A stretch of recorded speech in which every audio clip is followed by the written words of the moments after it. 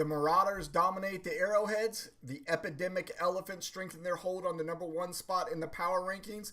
And we have reached the championship round of the APBL World Series. All of this and more in 20 seconds.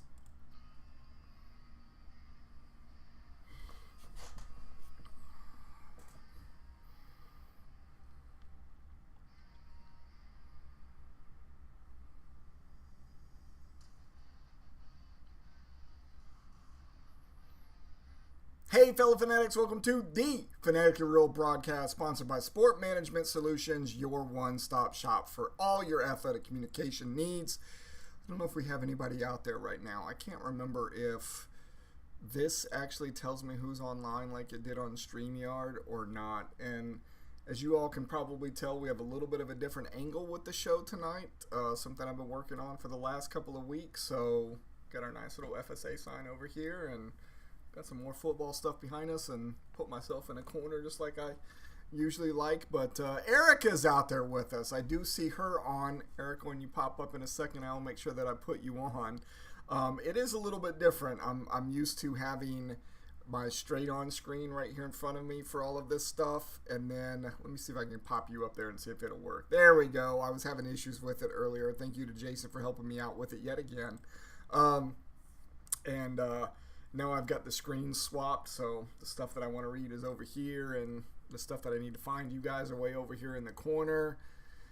Damien on with us as well, saying, what's up, FSA? I need to stop doing that. Like, I need to stop looking at y'all's messages on the YouTube before it pops up on the screen that allows me to go, because everybody's probably going like, what's taking the commish so long to get the messages up there? But it is what it is. Tracy out there with us again, and I just did what I said I wasn't going to do.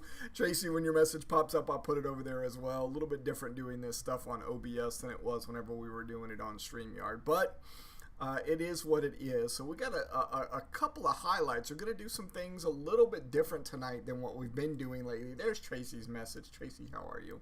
We're going to do things a little bit different than what we've done over the last couple of weeks. We're going to do some swapping back and forth of some graphics and stuff like that, and show you some things we haven't showed you before, and I've added some art for you all this week. So let's get into it. Let's go through this. What is it going to look like? I appreciate that. I just freaking did it again. What I need to do is I need to cover this up over here.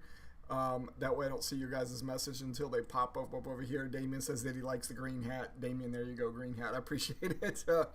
I guess everybody's probably already knows then who I'm picking for Thursday Night Football. So let's get through this lineup for the night. So, of course, we're going to go through APFL Week 3, then through each one of the regions in the WRL. We do have an update for you in the APBL Week 25. We are in the championship round of our baseball league. Then got a new graphic for you to show you, or at least a screenshot of the FSA Sunday ticket versus just trying to pull it up on a normal website for you. And then we'll talk about next week's broadcast. So a couple things we want to talk about in the APFL. So I'm going to pull up last week's kind of schedule preview for week 3. And then I'm going to go through quite a few games on the AFC side. And then you'll see how this plays out this week. So let me get this graphic up here for you.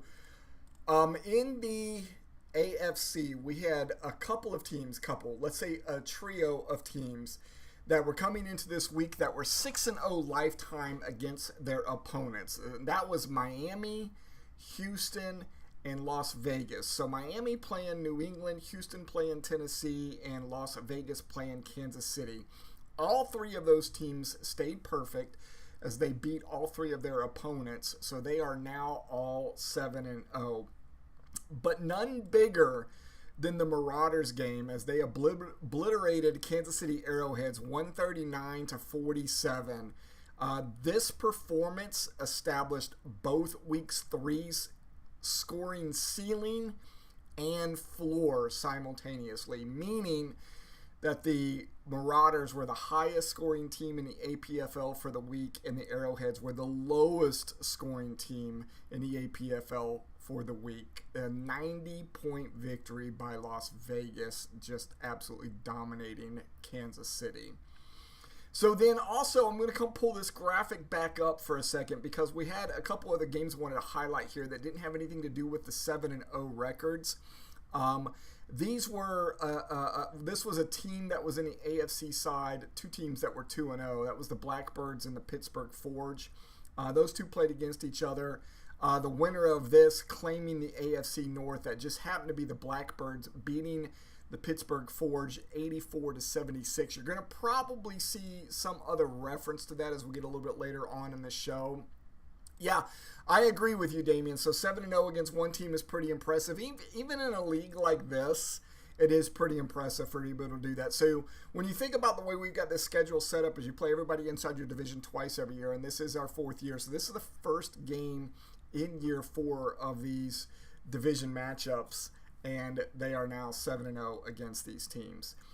So we talked about the two teams that played against each other that were 2-0 on the AFC side. Let's talk about the two teams that were 2-0 on the NFC side, and that was the Mammoths and the Dallas Desperados. New York Mammoths end up beating the Dallas Desperados at 98-72, so they are now in the lead of the NFC East. And then we're going to stick with the NFC for just a second. We're going to talk about this game between the Green Bay Cheeseheads and the Detroit Pride. So Cheeseheads dismantled the Pride 129-69, 57-point victory. The defending NFC champs' recent offensive explosion kind of meaningless after they put up 119 points. That's the Detroit Pride last week in week 2. To go all the way down to 69 points this week, 50-point swing, either a matchup vulnerability or a little bit of concerning inconsistency maybe for the Detroit Pride there. By the way, I know that I've complained about this for a couple of weeks now, and hopefully you all will have caught it already for those that are paying attention for the couple of graphics that have been up there. I've been complaining. Jason says that he is driving to Springfield, Illinois, last minute trip. Jay, be careful, especially with that chair sliding forward on you. I agree, Damien. AFC is definitely looking tough early on. We will have to see if AFC can get a repeat this year. Maybe not out of Denver, though. One of the things that I've been complaining about with the box score graphics over the last couple of weeks is how the scoring engine has been rounding the numbers up so it doesn't give the nice picture of what I'm saying whenever I put this out all the way in the decimal format, which I think we have one of those that I want to talk about in the WRL. I worked quite a bit yesterday to get that changed. So what happens now is it no longer rounds, it truncates, so I get just the whole numbers whenever we're doing the graphics. So it allows me to tell the more accurate picture whenever I'm doing that, and you won't see the decimal points, but I will be able to tell that to you, and at least the whole numbers match up with each one. I do want to highlight one more game in the APFL, and that is the ugly game of the week that goes along with our ugly graphic that I have now too. Denver Mustangs, we just talked about them a second ago, saying we hope that they don't repeat this year. That's probably a bad thing to say, but whatever. They escaped the week's narrowest victory and were titled the ugliest performance of the week. They defeated the LA Warhorse 63.12 to 62.26. A perfect example of this thing not rounding for me anymore. Let's see, the point difference was 0.86 points. Denver's closest call of the season, and the 63 points marks their lowest performance in 2025. So with that, I want to show you what the new, and once again, improved, new because of where everybody's sitting, an improved graphic for the APFL playoffs. Didn't quite work out the way that Toby and I, the director Toby and I wanted, where we were going to get the AI in the program to be able to sort these for us. But I will tell you that the complication that goes along with the NFL tiebreaking rules, which we use in the APFL because we emulate the NFL, it is very difficult even for AI and a computer to program. So what we have done is Toby and I are still doing this by hand. We confer to make sure that we both agree with each other. I have at least wrote the program that allows me to put the teams that end up being seeds 1 through 7 on both the AFC and NFC side in, and then it builds this graphic for me. So hopefully you like the look of the graphic. I think this is the third different look you all have seen of it now. So this will be how it will probably go for the rest of the year. So this is where we're at right now. If you want a breakdown of this, hit me up on Discord, hit Toby up on Discord. We take notes on this every single week. It's one of the things I was really hoping that the program and the AI would do for us, is to give us a verbal of what and why these teams are where they are. It's not doing that. We can still do that for you because we take all the notes for you. So if you want to know why people are where they are, just let us know. So we don't have a preview like we did for the week 3 box scores or the pregame scores that you saw at the beginning of the show for the AFC and the NFC for week 4. Because another thing that we can't get the computer to quite do right is when we play cross-conference, I can't get art for that quite yet. So we will be working on that, hopefully before we have our next cross-conference game, which I think is in about 4 weeks. I think it might be in week 8. But to let everybody know that week 4, this week that we're starting tonight on Thursday Night Football, is our first cross-conference game of the year. As you all know, when we do the schedule for this, we rotate who we play in the other conference on a rotational basis. So every year you play a different division in the opposite conference. And this being our 4th year means that we have finally, or will, complete our rotation of those games. So in the first 3 years, we played a different division on the other side of our conference. This is year 4. We're finally playing that 4th conference.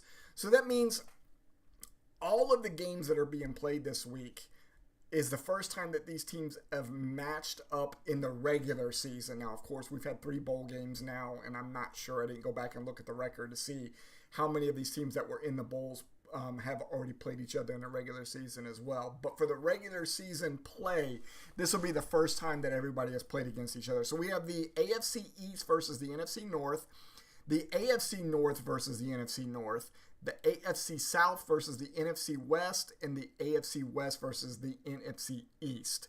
So again, completely uncharted territory. This will be the first time everybody's played against each other in the regular season. So it should be a lot of fun. All right, let's get down here and let's talk about the WRL. And of course, we always lead off with the Loch Ness region. Interesting story here for you all.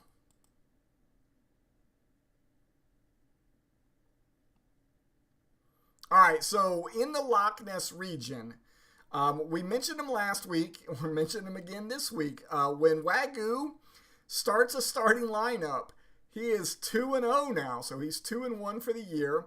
I think this win probably meant a little bit more to him than normal because he ended up defeating his co-worker, Sean Purcell, who actually brought him in the league. Final score there, 136-132, and this was the closest game in the Loch Ness region. But the spotlight of the week in the WR belonged to the Red Dragons region once again.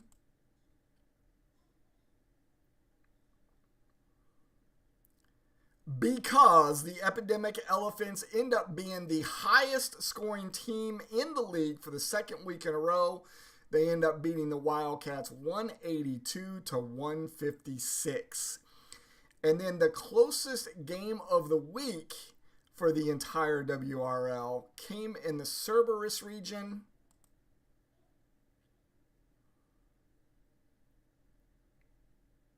That was between Lucky Ass Ferg and the Tonawanda Lumbermen. This is the second week in a row that we've mentioned Lucky Ass Ferg. They get the win this week. Final score there, another great example of the rounding doing what it's supposed to do. Final score there was 139.78 to 138.80. Margin of victory for Lucky Ass Ferg was 0.98 points. We've talked about high scores. We've talked about closest games of the week. And let's talk about the lowest scoring team of the week in the whole WRL.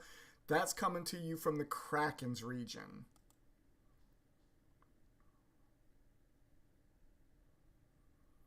So the lowest scoring team of the week was the Louisville Sluggers. They found themselves in a battle against the 2023 WRL champion Lunatics.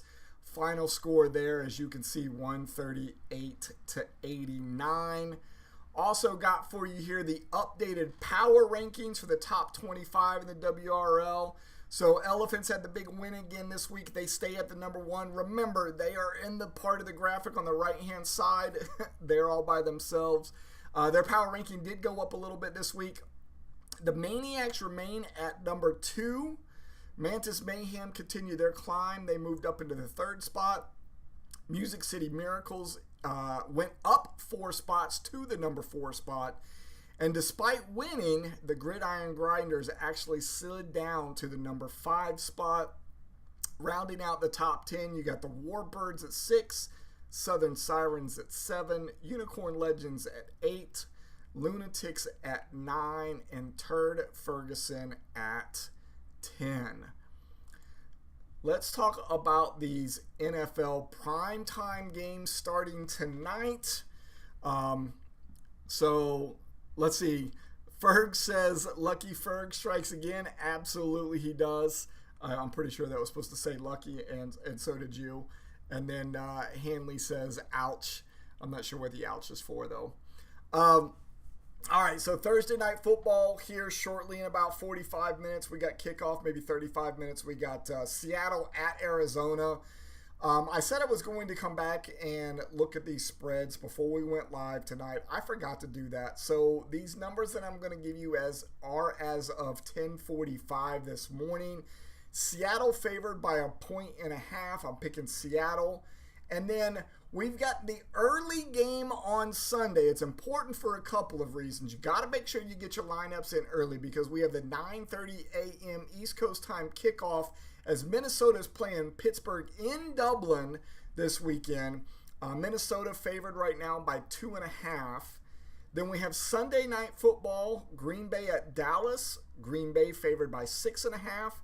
And then we have two Monday night football games again this week. We have the New York Jets at the Miami Dolphins. Miami favored by 2.5. Let's go back and talk about the other ones. I'm picking Pittsburgh, and I'm picking Green Bay in the other 2 games.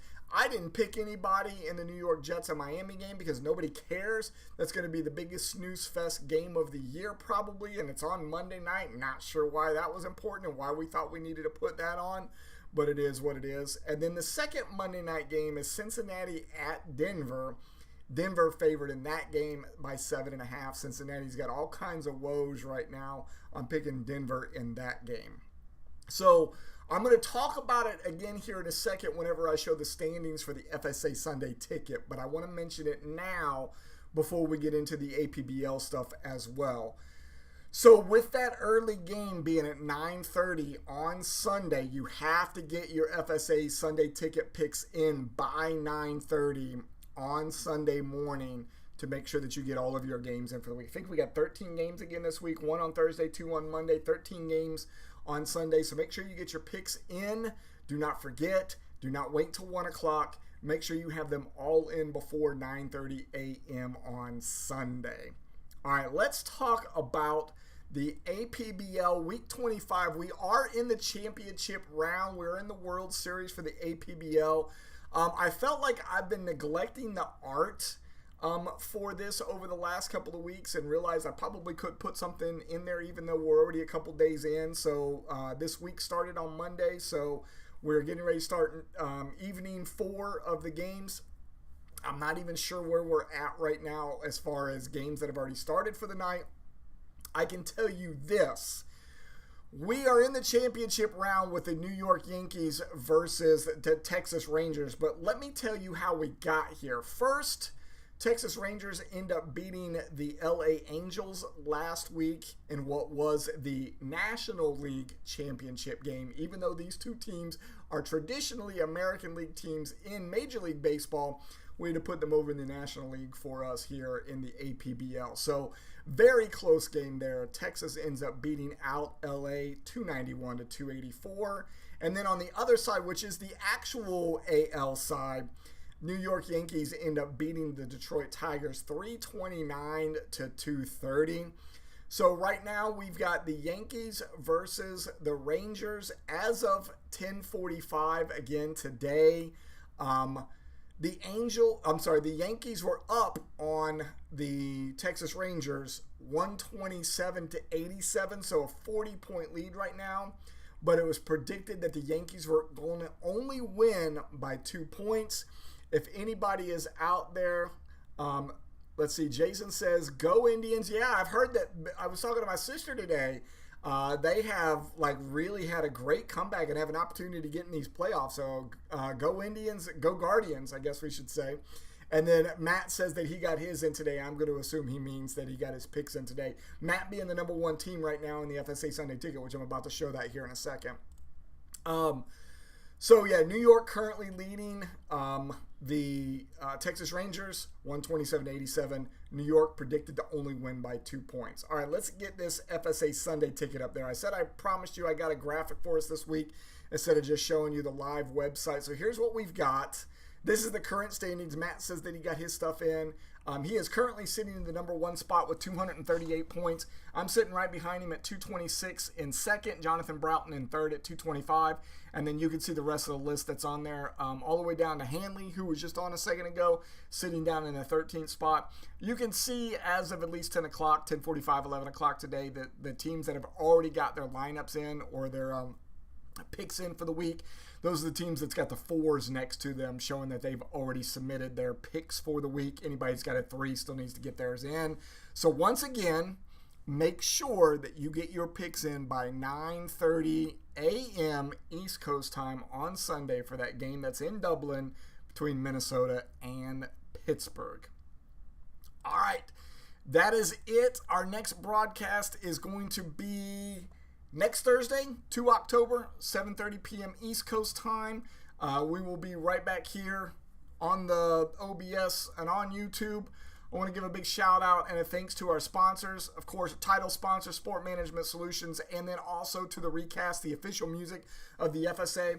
I know the Recast have a show coming up sometime soon. I've been reaching out to the front man, Mondo, and trying to get a graphic that I could show up here kind of as a halftime thing in between these 4 buttons, these 8 buttons, put it right after button 4 over here on the side. Still waiting on Mondo to get me that art. Whenever he does, I will make sure that it's up there. If anybody is in the area in Texas and wants to go watch that show, make sure you go out and see them and show the support. If you liked tonight's show, make sure you go out and follow us and share and subscribe and like us on all of our social medias. And again, thank you to our sponsors. I've got some Wendy's waiting on me that I got to go eat, so I'm going to go down and get on that and get some munching and some grindage on, and then I'm going to turn Thursday Night Football on. If you need me, find me on Discord. We will see you next week. Good luck to the 2 teams in the APBL, and good luck to everybody in the APFL playing cross-conference for the first time this season, and good luck to all WRL teams as we go into week 4. Y'all have a great night.